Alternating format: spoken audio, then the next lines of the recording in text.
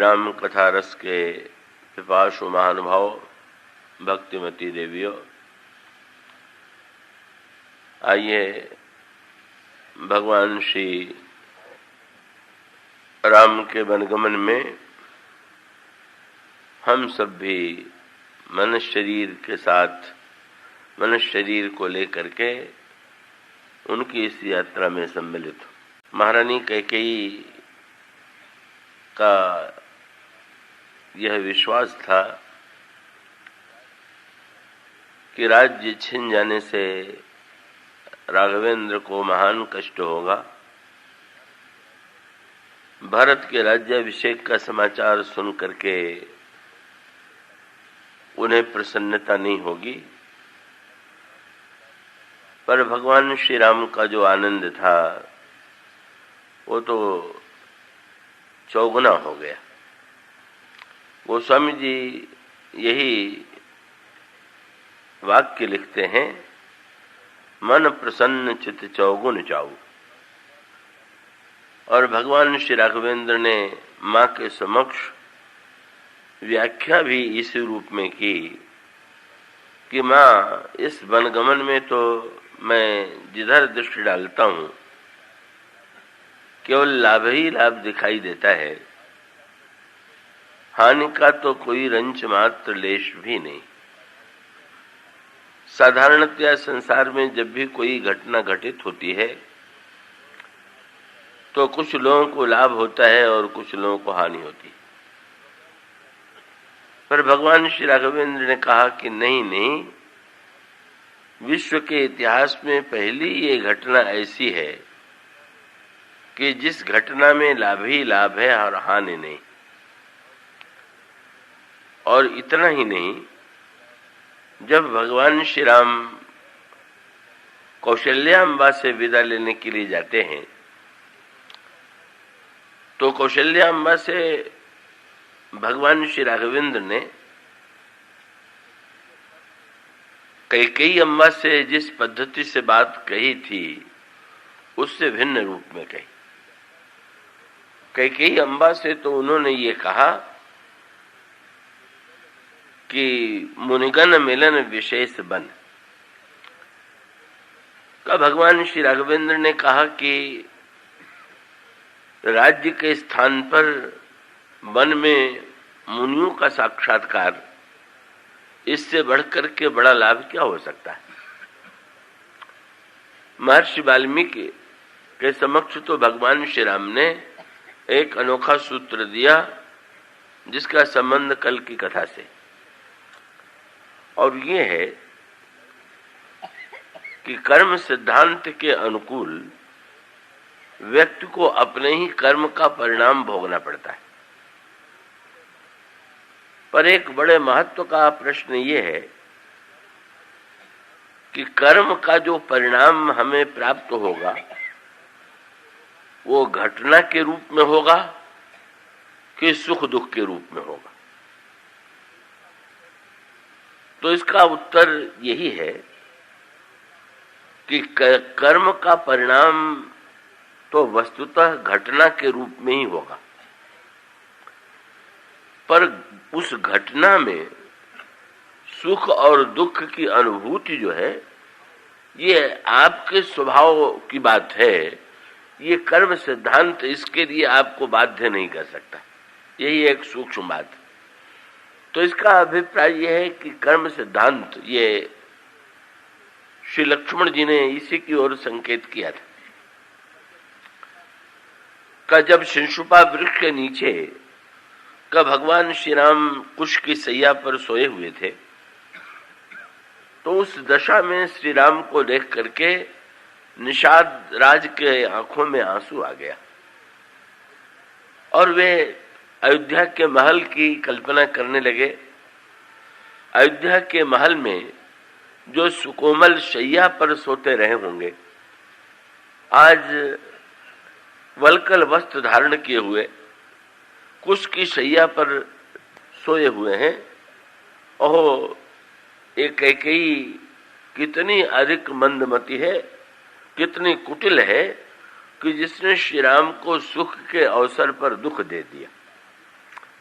तो ये स्वाभाविक जो वाक्य निषाद राज ने कही, ये बात होती भी इसी रूप में है कि सुख और दुख देने वाला कौन है। तो जब भी कोई सुख या दुख हमारे आपके जीवन में आता है तो किसी व्यक्ति के माध्यम से ही आता है, और जिस व्यक्ति के माध्यम से आता है हम उसी को दुख देने वाला या सुख देने वाला मान लेते हैं।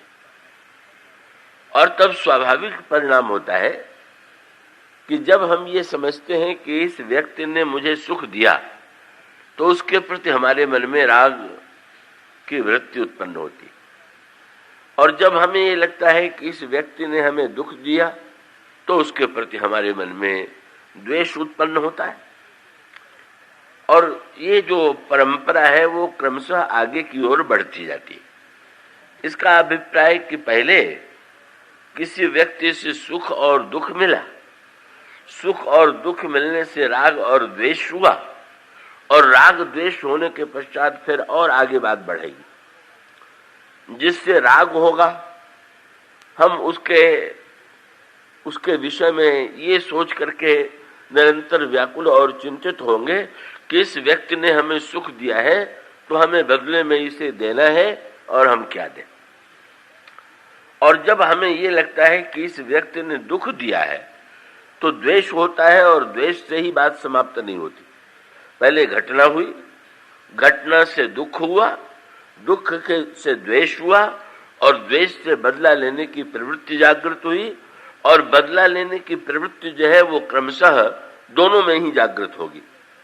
कि जब हम ये अनुभव करेंगे कि इस व्यक्ति ने हमें दुख दिया तो हम उससे बदला लेने की चेष्टा करेंगे, और जब हम उससे बदला लेने की चेष्टा करते हैं तो उसके मन में ये प्रतिक्रिया होती है कि इन्होंने मुझसे ये बदला लिया है तो मैं इसका चौगुना बदला इनसे लूंगा। और इस तरह से जैसे कोई किसान खेत में बीज डालता है एक, पर वही बीज जब पौधे के रूप में परिणत होता है तो वही बीज जो है हजारों अन्न की सृष्टि करता है। यही समस्या हमारे आपके जीवन में, और उसका अभिप्राय कि घटना एक बीज के रूप में होती है, पर उस घटना का जो विस्तार होता है वो उस विस्तार का इसका अभिप्राय यह है कि फिर ये क्रिया प्रतिक्रिया का चक्र जो है वो एक ही जन्म में समाप्त नहीं होता है। कब वो क्रिया और प्रतिक्रिया का चक्र जो है निरंतर आगे की ओर बढ़ता ही जाता है। आप इसका दृष्टांत रामचरितमानस में पाएंगे। यही सृष्टि का विस्तार है, क्रिया प्रतिक्रिया का जो विस्तार है, राग द्वेष का जो विस्तार है, उसी का नाम सृष्टि का विस्तार है। आप रामायण में पढ़ते हैं कि रावण और कुंभकर्ण पूर्व जन्म में प्रताप भानु और अरिमर्दन थे, और प्रताप भानु और अरिमर्दन ही अगले जन्म में रावण और कुंभकर्ण बने तो बने। वही दुख सुख और बदला लेने की जो प्रक्रिया है उसी का परिणाम जो है इस रूप में सामने घटित होता है। का प्रताप भानु ने सारे संसार को परास्त कर दिया, और उन परास्त होने वाले राजाओं में का एक व्यक्ति तीव्र रजोगुणी स्वभाव का था। अन्य राजाओं ने प्रताप भानु की अधीनता स्वीकार कर दी, प्रताप भानु को भेंट दे करके उन्हें चक्रवर्ती सम्राट मान लिया। प्रताप भानु में सद्गुण होते हुए भी विजेता कहलाने की एक दुर्बलता थी, और जब कोई व्यक्ति उनके समक्ष झुक जाता था तो वो उनके अहम को संतोष मिलता था। और इस प्रकार से प्रताप भानु ने ऐसा अनुभव किया कि सारे विश्व के राजाओं को मैंने परास्त कर दिया और सभी ने मेरी पराधीनता स्वीकार कर दी। पर क्रम उन राजाओं में से ही एक राजा ऐसा भी था कि जो उतना ही रजोगुणी था, या ये कहना चाहिए प्रताप भानु की अपेक्षा भी अधिक रजोगुणी था। प्रताप भानु में तो सतोगुण और रजोगुण का मिश्रण था, पर उस राजा में और तीव्र रजोगुण था, और उसको ये लगा कि प्रताप भानु ने मेरा राज्य छीन लिया हम इसका बदला लेंगे। और बदला लेने की वृत्ति लेकर के वो वन में जाता है और वन में जाकर के मुनिवेश बना करके निवास करता है। और वन में मुनिवेश में निवास करते हुए उसी क्रम में फिर एक संकेत सूत्र आता है। कैसे ये यूं कह लें कि हमारी मान्यता तो ये है कि जीव जो है वो ईश्वर का अंश है, और ईश्वर का जो लक्षण बताया गया है कि ईश्वर जो है वो सत्य चित्त और आनंदमय, सच्चिदानंद उसका नाम। पर दिखाई ये देता है कि सच्चिदानंद ईश्वर का जो अंश जीव है, का उस जीव के जीवन में दुख और पीड़ा दिखाई दे रही। यही उत्तरकांड में इस प्रश्न को उठाया गया। गंभीर होते हुए भी मुझे विश्वास है आप उसे बड़ी एकाग्रता से सुनेंगे। काकभूषुंडी और गरुड़ के संवाद में काकभूषुंडी जी व्याख्या करते हुए कहते हैं, ईश्वर अंश जीव अविनाशी और चेतन अमल सहज सुख राशि। जैसे जल का अंश जल के समान ही है, अग्नि का अंश अग्नि के समान है। कैसी प्रकार से जब जीव ईश्वर का अंश है तो ऐसी परिस्थिति में ईश्वर का ही लक्षण उसमें होना चाहिए था, पर दिखाई ये देता है कि व्यक्ति जो है वो दुखी है, पीड़ित है। क्यों है? तो रामायण में इसको स्पष्ट करने के लिए रावण कुंभकर्ण की कथा दी गई, और उसका गहराई से अगर उस पर विचार करें तो उसमें इसी प्रश्न का उत्तर है कि ईश्वर का अंश जीव जो है वो कैसे दुखी हो जाता है, कैसे बदल जाता है। एक तो आपको ये पढ़ने को मिलता है कि भगवान के दो पार्षद थे, द्वारपाल थे जय और विजय, वे रावण और कुंभकर्ण बन गए। दूसरी कथा आती है कि भगवान शंकर के दो गण थे, वो भी रावण कुंभकर्ण बन गए। तीसरी कथा आती है कि प्रताप भानु और अरिमर्दन दो बड़े धर्मात्मा राजा थे, रावण और कुंभकर्ण बन गए। इसका अभिप्राय क्या? चाहते तो तुलसीदास जी रावण से ही प्रारंभ कर देते। रावण एक राक्षस था और वो अत्याचारी था और भगवान ने उसका वध किया, पर गोस्वामी जी रावण का प्रारंभ रावण के जन्म से नहीं करते, रावण के पूर्व चरित्र से करते, और मानो हम लोगों को सावधान कर देते हैं। कब इसका नाम क्या है? प्रताप भानु। और रावण क्या है? का निशाचर। प्रताप भानु माने प्रकाश का पुंज और निशाचर माने अंधकार प्रिय। तो इसका अभिप्राय यह है कि प्रकाश भी अंधकार के रूप में बदल सकता है, और दूसरे अर्थों में कहें तो यूं कह सकते हैं कि जीव जो ईश्वर का अंश है वो तो प्रकाश का पुंज है, पर अगर वो सावधान रह करके तो उस प्रकाश के पुंज से जुड़ा हुआ नहीं रहेगा तो अंधकार के रूप में परिणत होने में विलंब नहीं लगेगा। ये इसका अभिप्राय है। तो ये ऐसी स्थिति में वही सूत्र आता है, और वो सूत्र बड़ी सरलता से अगर उसको शुष्क समझ करके उस पर ध्यान देने में जैसा लोग घबराते हैं, न घबराए तो उत्तर मिल जाता है। क्या? भगवान विष्णु के पार्षद जो थे, उन्हें रावण कुंभकर्ण क्यों बनना पड़ा? और इसका उत्तर यही था कि उनके अभिमान ने उन्हें रावण और कुंभकर्ण बना दिया। इसका अभिप्राय यह है कि सनक सनंदन सनातन सनत कुमार भगवान का दर्शन करने के लिए आते हैं, और जब वो भीतर प्रविष्ट होने की चेष्टा करते हैं तो इन दोनों ने छड़ी लगा करके इन चारों महापुरुषों को रोका और कहा कि मुझसे बिना पूछे कहां जा रहे हैं। पर इसके पीछे मनोविज्ञान क्या था? इन लोगों को ये हमारे पुराण बताते ही हैं, वो दोनों पक्षों में संकेत है। जीव और ईश्वर दोनों एक ही जैसे हैं, वही अंश और अंशी में भेद नहीं होता है, तो जीव और ईश्वर एक जैसे हैं। और पुराणों में जो वर्णन किया गया कि भगवान के लोक में जितने निवास करने वाले हैं उस सब के सब भगवान के समान ही देखने में, उसी प्रकार से जैसे भगवान का रंग श्याम है, उसी प्रकार से उनका भी रंग श्याम है। जैसे भगवान चतुर्भुज है, इसी प्रकार से वैकुंठ में रहने वाले प्रत्येक व्यक्ति भी चतुर्भुज है। जैसे भगवान के पास आयुध है, इसी प्रकार से पार्षदों वहां पर रहने वालों के हाथ में भी वो सारी वस्तुएं विद्यमान। उसका भी तत्व यही कि वस्तुतः ईश्वर और जीव जो है का वो देखने में एक ही जैसे हैं का, चाहे उनको दो सखा उपनिषदों ने दो मित्रों के रूप में उनका वर्णन किया, पर अंतर कहां पर है? अंतर यही है, उस अंतर के कारण ही रावणत्व का जीवन में प्रवेश होता है। और उसका संकेत मिला इस प्रसंग में क्या कि जब वे द्वारपालों ने देखा कि बिना पूछे जा रहे हैं, तो उन्होंने कहा तो ये कि द्वारपाल से तो पूछ करके ही जाना चाहिए, पर अभिप्राय क्या था कि हम भी तो देखने में बिल्कुल भगवान ही जैसे हैं, तो हमसे क्यों नहीं मिल रहे हैं? ये भीतर क्या भागे जा रहे हैं?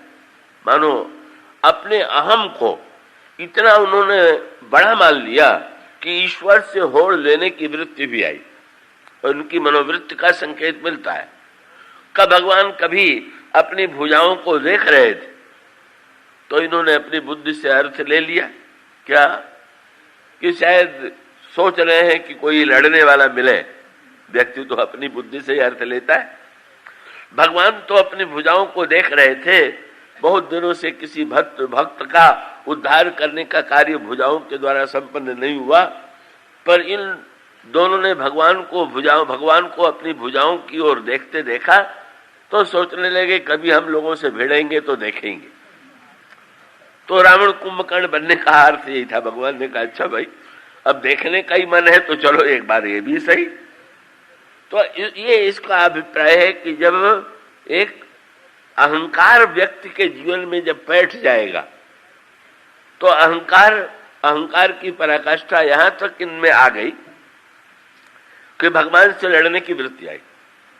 और एक बार तो लक्ष्मी जी जब वैकुंठ में कहीं गई हुई थी और वहां से आकर के भीतर बैठने लगी, तो इन लोगों ने लक्ष्मी जी को भी रोक दिया कि भगवान इस समय सो रहे, मत जाइए।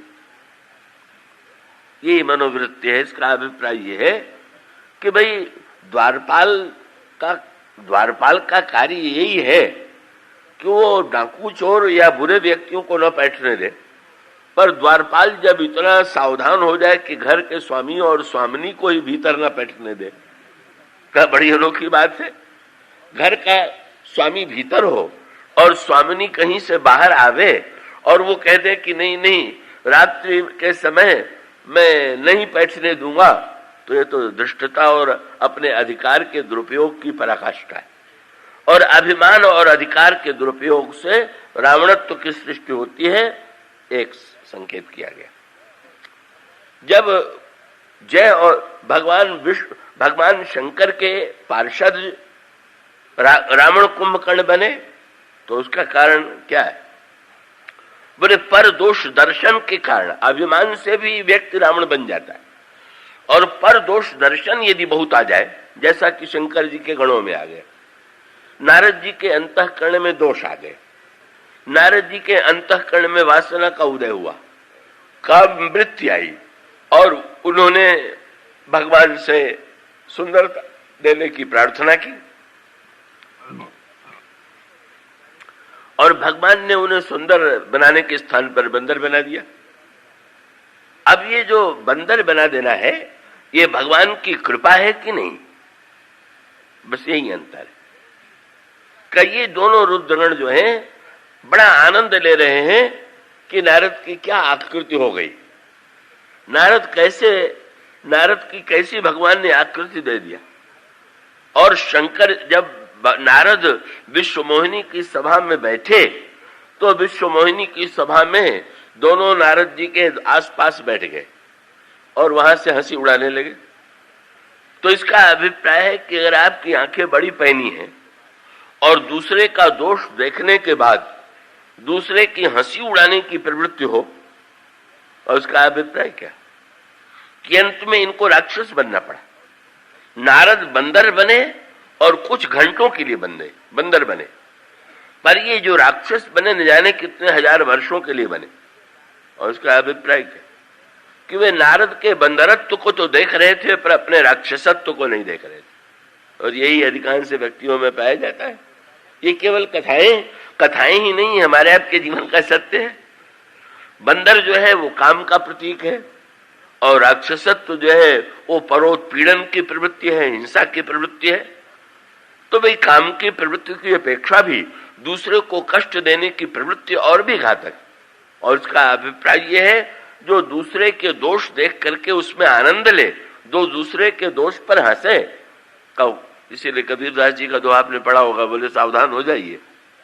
मान लीजिए आपके आगे आगे आप किसी नदी में यात्रा कर रहे हैं और आपके आगे कोई नाव है और उस नाव पर बैठे हुए यात्री डूबने लगे, तो उनको सहानुभूति दे करके बचाने की चेष्टा करना चाहिए।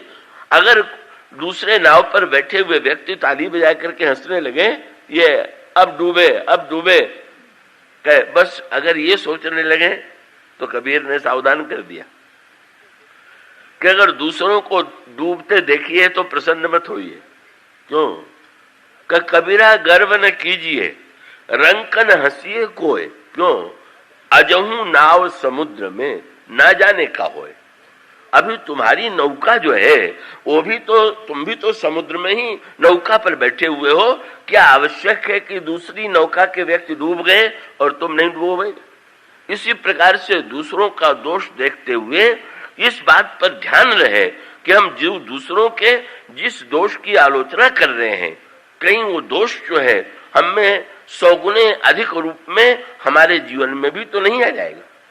तो यहाँ पर जो रावण और कुंभकर्णत्व की सृष्टि हुई, पर दोष दर्शन और दोष दर्शन के पश्चात हंसी उड़ाने की वृत्ति, और हंसी उड़ाने की वृत्ति की पराकाष्ठा इतनी कि पहले तो व्यंग में नारद की सुंदरता की प्रशंसा करते रहे, नीक दीन हरि सुंदरताई।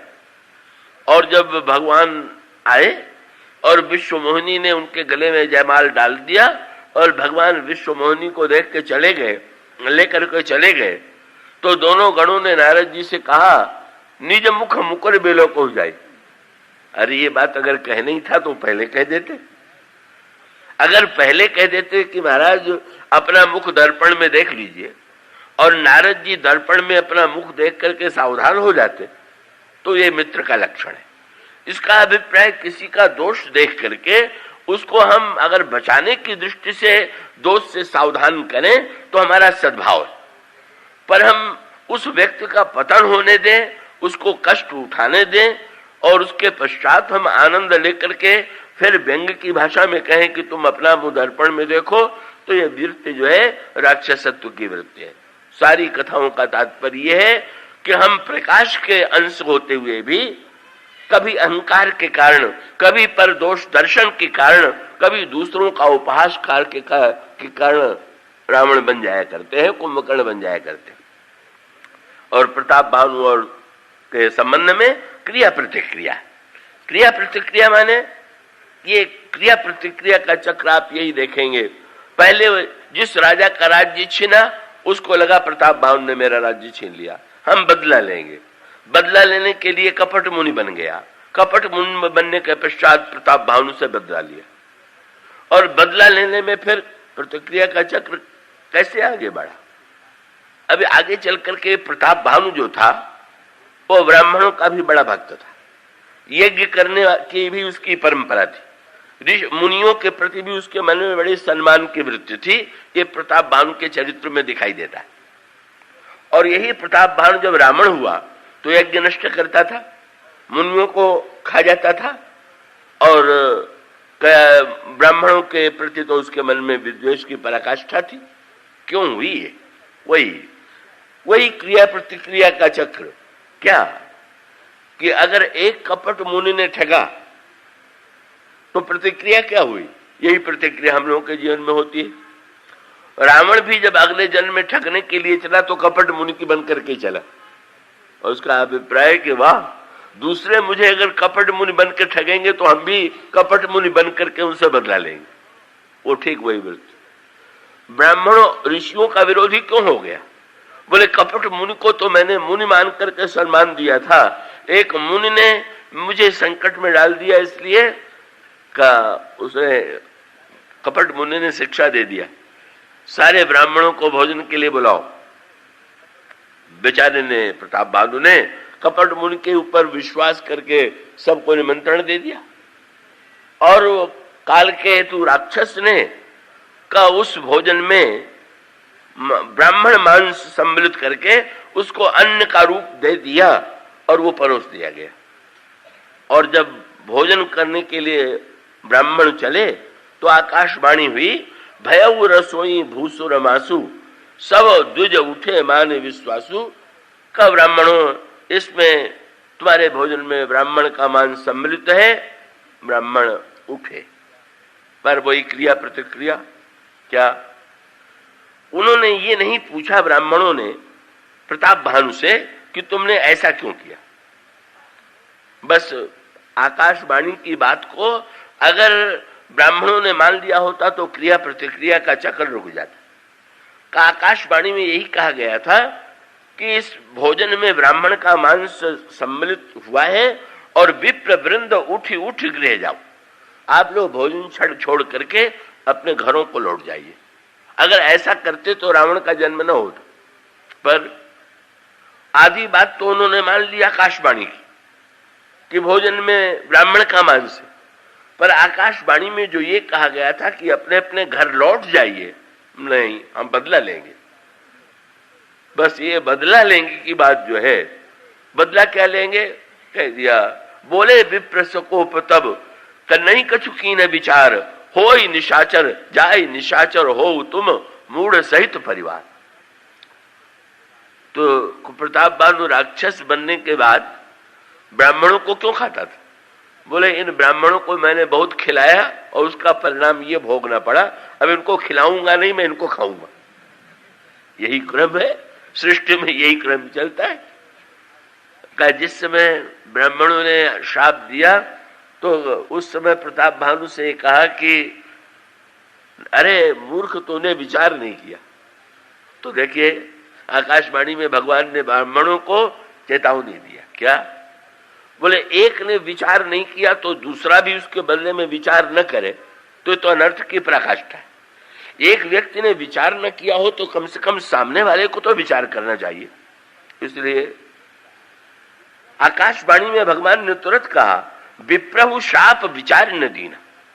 ब्राह्मणों, आपने अगर उसने ना समझी से अगर तुम्हारे आपके भोजन में उसे तो पता भी नहीं था का वो तो भ्रम में था, अगर उसने किसी प्रलोभन के कारण का वो कपट जाल में फंस करके उससे ऐसी भूल हुई तो उसके बदले में आपको इतना क्रोध नहीं करना चाहिए था, या तो आपको भोजन छोड़ के चले जाना चाहिए था, यह पता लगाना चाहिए था कि वास्तविक अपराधी कौन है।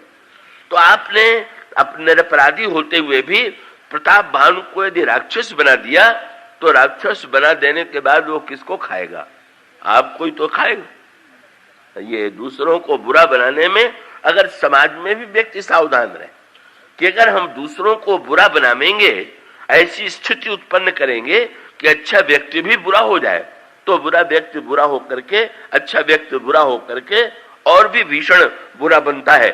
जब किसी को उसके सद्व्यवहार के बदले में ऐसा परिणाम भोगना पड़ता है, यही है सृष्टि विस्तार का, बुराई का अनवरत चलने वाला चक्र।